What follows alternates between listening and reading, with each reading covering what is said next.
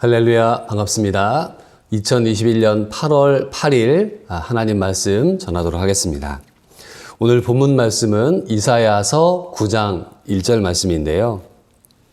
전에 고통받던 자들에게는 흑암이 없으리로다. 옛적에는 여호와께서 스불론 땅과 납달리 땅이 멸시를 당하게 하셨더니 후에는 해변 길과 유단 저쪽 이방의 갈릴리를 영화롭게 하셨느니라. 아멘. 오늘 고통을 이기는 힘이란 제목으로 하나님 말씀 나누도록 하겠습니다. 오늘 8월 8일은 2020년 도쿄 올림픽 폐막식이 있는 날입니다. 우리나라 국민들뿐만 아니라 전 세계 모든 사람들이 이 올림픽을 바라보면서 많은 감정들을 느꼈을 것이라고 생각을 합니다. 도전을 하는 모습, 또 여러 가지 감동적인 모습들, 또 분노, 아쉬움, 감사, 이런 복잡한 감정들이 올림픽 기간 내에 있었던 것을 보게 됩니다. 저는 그 59세 탁구 선수가 생각이 나는 거예요. 신유빈 선수와 탁구를 했던 그 선수가 있는데요.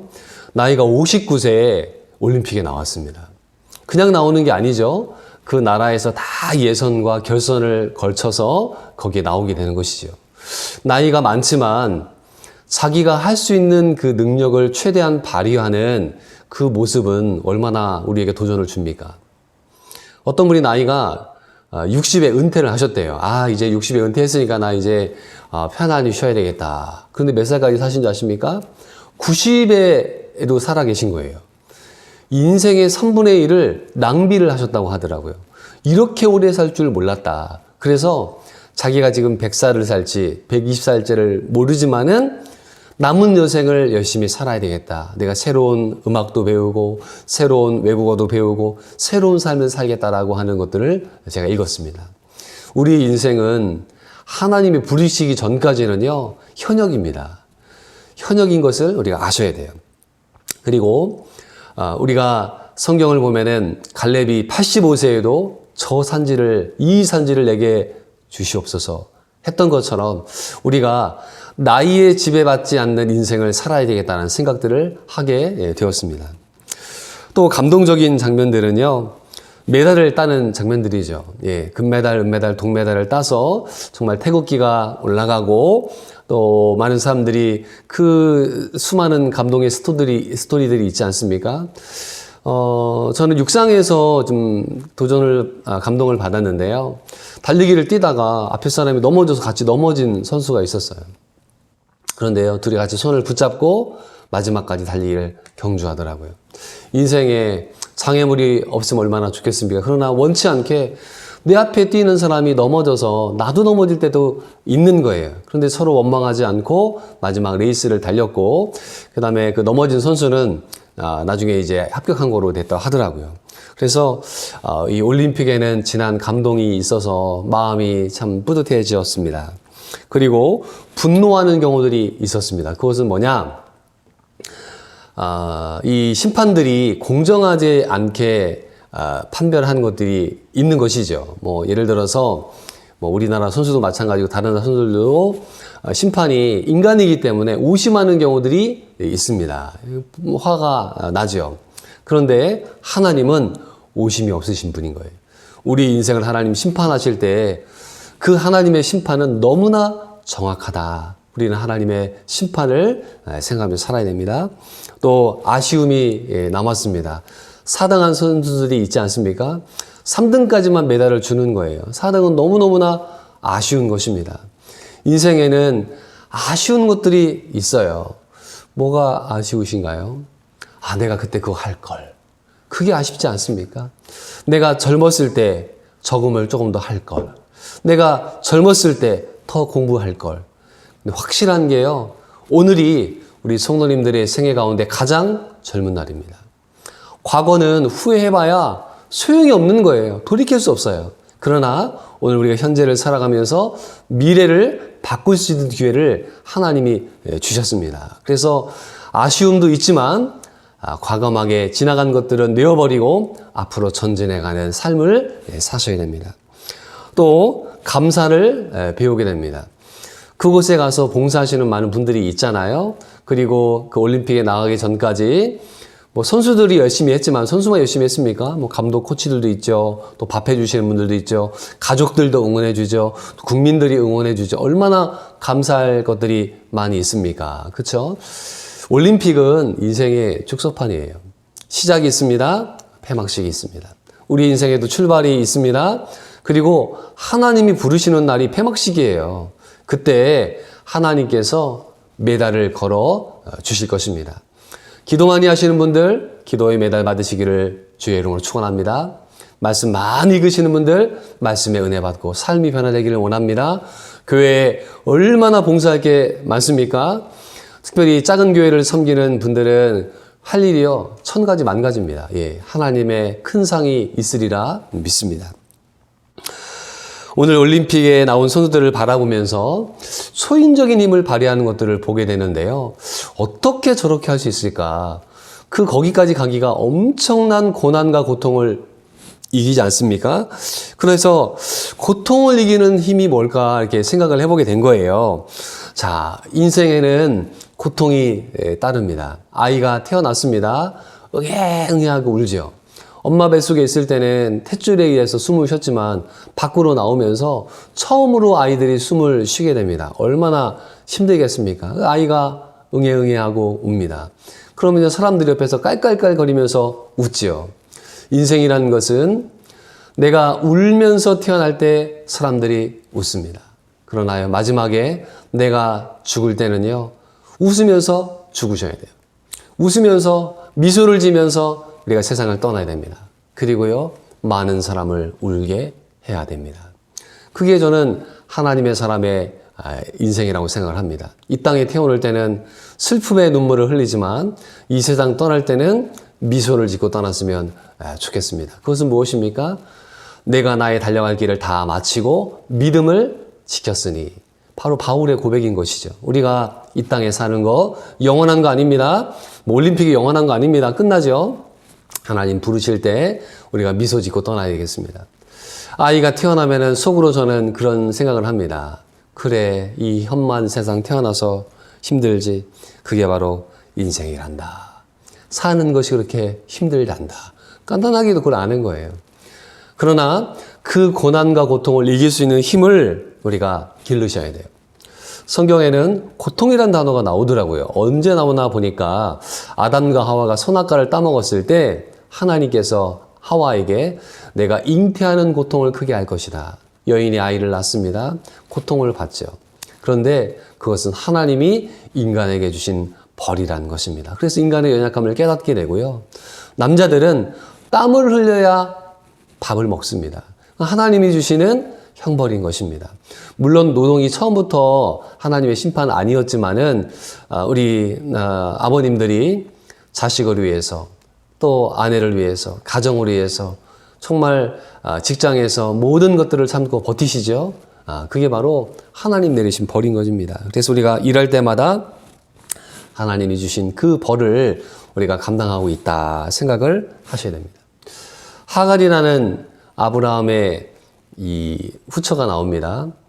어떻게 지금 인생이 복잡해서 하갈이 아브라함의 종이었는데 부인이 됐습니다. 그런데 이 하갈이 사라를 이제 멸시를 하죠. 결국에는 쫓겨나게 됐습니다. 쫓겨나게 됐을 때 광야에서 하나님을 찾습니다. 왜요? 도망을 나왔는데 그 어린 아들이 목이 말라서 죽어갑니다. 부모가 가장 큰 고통이 무엇입니까? 내가 안 먹는 건 내가 참을 수 있지만은 자식이 못 먹는 건 못 참잖아요. 그 하갈이 자식이 이스마엘이 목말라 할 때 하나님을 찾습니다. 그때 하나님이 그의 고통에 위로를 주시면서 천사를 보내주시죠. 한나는 아들이 없어서 고통을 받았습니다. 성전에 가서 울었습니다. 성막에 가서 울었습니다. 하나님을 찾았습니다. 누가 기도합니까? 고통이 있는 자가 기도하는 것입니다. 고통이 없는데 기도한다? 엄청난 믿음을 가진 사람입니다. 그런 사람은요, 1000만분의 1명입니다. 없습니다. 예. 우리에게 고난을 주신 의미는 하나님께 기도하라는 뜻인 줄을 믿습니다. 욥의 고통이 나옵니다. 욥의 고통은 무엇이냐? 한마디로 알지 못하는 고통이에요. 욥기를 읽는 사람들은 알죠. 하나님과 이 사탄이 천상회의에서 이 욥의 믿음을 시험하고자 하나님께서 여러 가지 시험을 주셨습니다. 자식들이 다 죽고요. 재물이 없어지고요. 또 몸에 병이 생기고요. 주변의 사람들이 다 떠나갑니다. 인간이 겪을 수 있는 모든 고통을 욥이 겪게 됐습니다. 왜요? 이유가 없는 거예요. 본인은 모르는 거예요. 인생의 고통의 이유를 알지 못할 때가 가장 힘듭니다. 그런데요, 꼭 아셔야 될 게 뭐냐. 솔로몬이 잠언 전도서에 읽어보면은 하나님이 하시는 일을 인간이 알 수 없다라고 나와 있습니다. 그래서 내가 겪는 고난과 고통, 이해할 사람이 한 사람도 없는 것입니다. 확실한 건 한 가지 있어요. 하나님은 살아계시다. 하나님은 역사하시다. 하나님은 나를 보호하신다. 그건 확실합니다. 그러나 인생은 고통이 있습니다. 그래서 인생을 말하기를 고해, 고통고자에다 바다해를 써서 고통의 바다다라고 사람들이 이야기를 하는 것입니다. 신약에서는 지옥에 빠진 이 부자의 고통이 나옵니다. 지옥은요, 고통의 장소죠. 그래서 이 고통에 대한 많은 본문들을 묵상을 하는 가운데 고통을 이겨낼 수 있는 힘은 어디서 나올까? 이렇게 세 가지를 묵상을 했습니다. 첫 번째는요, 고통을 이겨낼 수 있는 힘은 감사하는 자세에 있는 것입니다. 범사에 감사하라. 이는 그리스도 예수 안에서 너희를 향한 하나님의 뜻이니라. 데살로니가전서 5장 18절 말씀에서 말씀을 하죠. 우리에게 감사는 인간적으로는 불가능한 것입니다. 왜냐? 좋은 일이 있을 때 감사하는 거 누구나 할 수 있죠. 그러나 고난이 왔을 때 감사하는 것은 너무나 어려운 것입니다. 제가 최근에 한 우리 목사님을 만났는데요. 여자분이신데 집에서 이렇게 뭐 생활을 하시다가 핸드폰을 떨어뜨리셨대요. 집에서. 근데 뚝 떨어졌는데 어디에 닿느냐? 새끼발가락에 팍 맞았습니다. 골절이 됐더라고요. 그래서 제가 아유 목사님 어떡하세요? 막 그랬더니요. 하나님께서 큰 은혜를 주시려고 그러시나 보다. 이렇게 대답을 하시더라고요. 우리의 생애 가운데 내가 원치 않는 고난과 역경이 찾아옵니다. 왜요? 하나님이 복을 주시기 위함이라고 성경은 말하고 있는 것입니다. 인간적으로는 이해가 안 가지만은 하나님의 큰 섭리가 있는 거예요. 저는 당구를 잘 모르는데요. 당구를 보면은 3쿠션이라는 게 있더라고요. 딱. 예. 하나님이 나를 이곳에 보내시는 거예요. 나는 이쪽으로 가고 싶은데, 그러나 하나님께서 그곳으로 보내시는 방법들이 있다는 것입니다. 고난을 통해 믿음을 배우고요. 고난을 통해서요. 하나님 우리를 연단을 하세요. 금이 어떻게 나옵니까? 광석이 있잖아요. 거기에 돌덩어리에 뭐 온갖 잘못되어 있는 불순물이 있습니다. 근데 용광로에 들어갔다 나오면은요 다 사라지고 순금만 남잖아요. 욥이 나의 가는 길을 오직 그가 아시나니 그가 나를 연단하신 후에는 내가 정금같이 되어 나오리라 라고 말씀하고 있습니다. 하나님께서 우리에게 고난을 통해 유익을 주신다고 말씀하고 계세요. 그래서 그것을 감사함으로 받으라는 것입니다. 우리가 알거니와 하나님을 사랑하는 자, 곧 그 뜻대로 부르심을 입은 자들에게는 모든 것이 합력하여 선을 이룬다. 로마서 8장 28절에 말씀하고 있습니다. 우리에게는요, 감사의 마음을 가지셔야 돼요. 그 감사가 없으면요, 그 고난을 이겨낼 수가 없는 것입니다. 우리는 믿음으로 고난을 이기려고 할 때가 있습니다. 그런데요, 제가 살아보니까 어려울 때 믿음은요, 온데간데 없더라고요. 대신에 그 고난의 순간에 감사하잖아요. 하나님께서 그 고난을 이길 수 있는 힘을 주시리라 믿습니다. 두 번째는 희망을 품는 자세를 가져야 됩니다. 선수들이 정말 그 힘든 훈련을 합니다. 왜요? 내가 올림픽에 나갈 것이다. 그리고 메달을 딸 것이다 라는 그 희망을 품었기 때문에 친구도 안 만나고 또 놀고 싶은 거 안 하고 먹을 거 못 먹고 잠잘 거 못 자고 그 일을 이루게 되는 것입니다. 물론 메달을 뭐 다 딸 수는 없겠죠. 그러나 자신이 갖고 있는 그 기록들이 있어요. 그 기록을 깨고 환호하는 선수들의 모습을 잊지 않습니까? 여러분의 한계는 무엇입니까? 저마다의 한계가 있어요. 그 한계를 뛰어넘는 것이 올림픽 아니겠습니까? 새로운 기록들이 나오지 않습니까? 내 믿음이 여기까지였다면은 큰 믿음을 뛰어넘으셔야죠. 그러기 위해서는 어떻게 됩니까? 새로운 도약을 하고 새로운 훈련을 하고 새로운 믿음을 가지셔야 되는 것이죠. 우리가 올림픽을 통해 깨닫게 되는 것은요, 희망을 품는 것입니다. 하나님이 여기까지 나를 도우셨지만은 더 큰 은혜를 내려 주실 것이다. 인생에 있어서 가장 불행한 것은요, 자신의 한계를 스스로 정하는 데에 있다고 합니다. 하나님은 너무나 크시잖아요. 꿈의 한계를 키우시기를 바랍니다. 하나님이 어떻게 하실지 우리는 알지 못하잖아요. 믿음으로 한 걸음, 한 걸음, 한 걸음 나아가다 보면은 하나님이 길을 여세요. 홍해가 있잖아요. 홍해 속에 길이 있는 것입니다. 인간의 눈에는 안 보이죠. 하나님의 눈에는 보이는 것입니다. 신앙생활 할 때 사람 바라보잖아요. 신앙생활 못합니다. 자식 바라보잖아요. 속이 터져도 못 삽니다. 성도들 바라보잖아요. 신앙생활하고 목회하지 못합니다. 하나님만 바라보는 것입니다. 물론 주변에 믿음의 동역자들이 있습니다. 그러나 믿음의 동역자만 있는 것이 아니라 내 믿음 떨어뜨리는 사람도 있는 거예요. 그 사람 바라보다 보면은 믿음 다 까먹습니다. 하나님만 바라보시고요. 열심히 있는 분들을 바라보세요. 믿음의 사람들을 바라보세요. 하나님께서 우리에게 믿음의 힘을 주실 줄 믿습니다. 지금 어렵고 힘듭니다. 코로나 위기가 있습니다. 이게 영원히 가지 않습니다.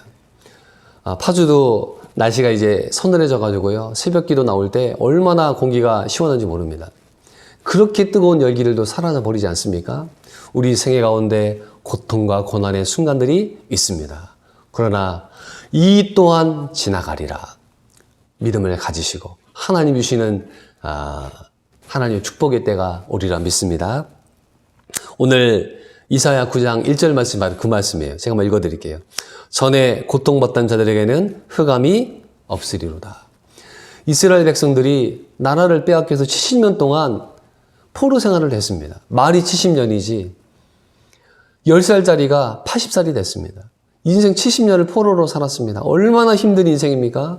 그런데요, 이사야에게 하나님 말씀을 주세요. 전에 고통받던 자들에게 흑암이 사라질 것이다. 소망의 메시지를 주시는 것이죠.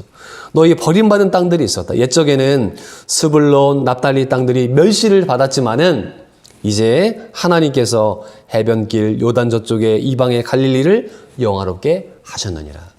내 인생을 바라보면은 어찌하여 이렇게 일이 안 풀릴까 생각할 때가 있습니다. 어둠이 있는 것이죠. 그러나 오늘 말씀을 붙잡으세요. 전에 고통받던 자들에게는 흑암이 없으리로다. 하나님이요, 그 일을 해결하신다고 말씀하고 있는 것입니다.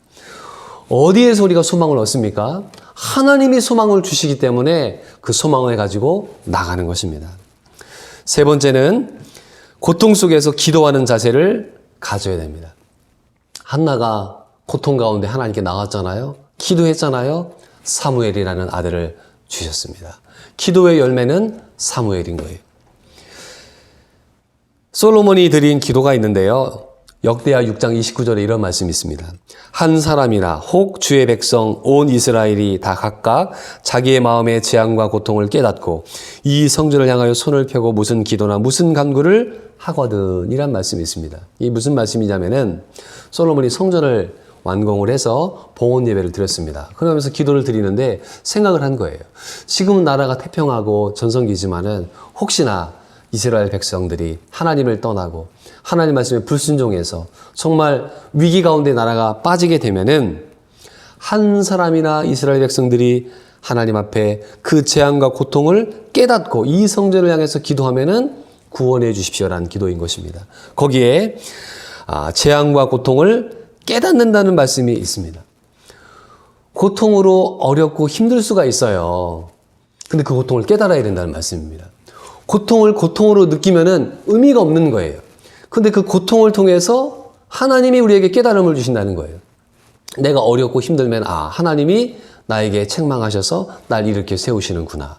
그러면은 그 깨달음으로 인하여 내 믿음이 성장하고 하나님께 더 헌신하고 나의 인생을 더 의미 있는 삶으로 살아갈 수가 있는 것입니다. 그런데 고통 속에서 원망하잖아요. 그럼 인생도 망치게 되는 것입니다.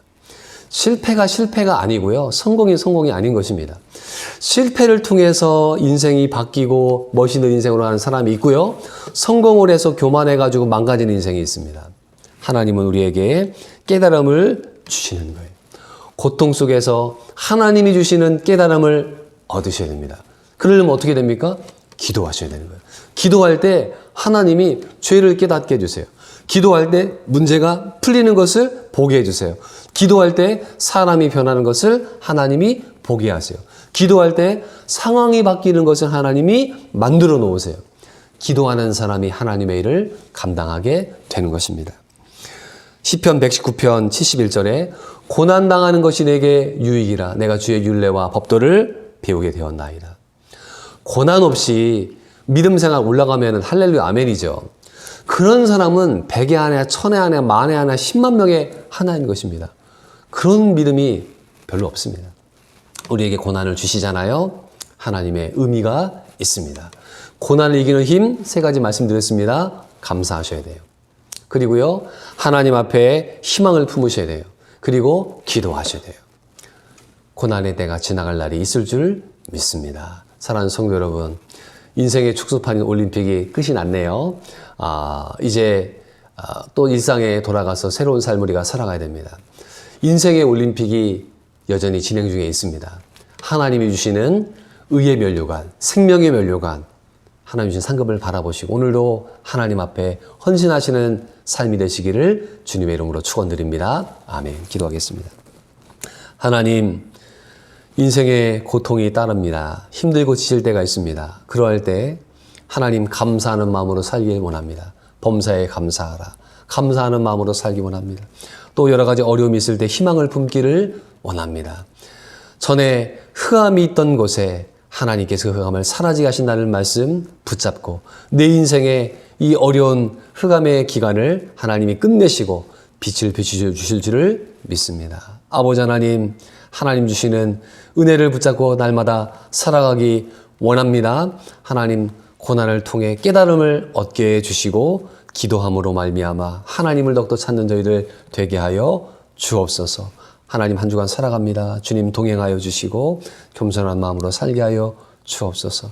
하나님 나라를 위해 살게 해주시고 나라와 민족을 위해 기도하게 해주시고 교회를 위해서 또 우리 한국교회를 위해서 기도하는 우리 모든 하나님의 사람들 되게 하여 주옵소서. 예수님의 이름으로 기도드리옵나이다. 아멘.